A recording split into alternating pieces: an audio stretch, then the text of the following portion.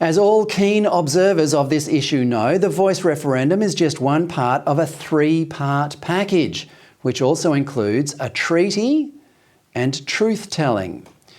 The treaty is absurd enough, given that a nation can't sign a treaty with its own citizens.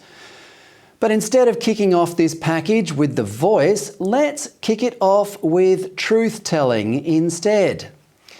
The Joint Select Committee on Constitutional Recognition relating to Aboriginal and Torres Strait Islander peoples delivered its report to Federal Parliament in 2018, which includes this clause, quote, "Truth-telling is not just about acknowledging the atrocities of the past, but is also an opportunity for Aboriginal and Torres Strait Islander peoples to share their culture and language with their communities."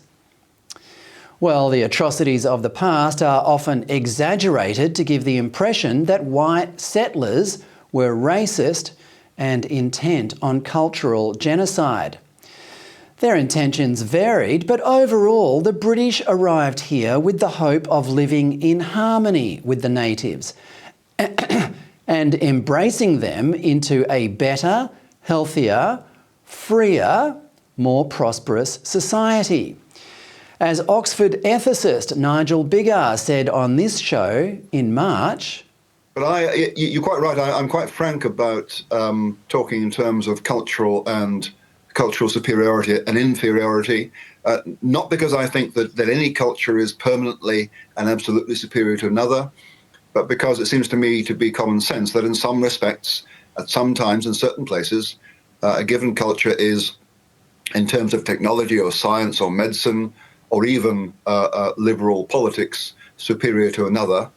And sometimes the members of the inferior culture recognise the value of the advantages of the superior culture and want to adopt it. But inevitably, when they adopt something, they also adapt it. So it's not simply an uncritical receiving, it's also appropriated in a fashion that fits native circumstances. Australia was progressing nicely in this way until about 50 years ago, when the Aboriginal industry started to drive a wedge between us, emphasising our differences instead of our common humanity. But if it's truth-telling the Joint Select Committee wants, perhaps that's what it should get.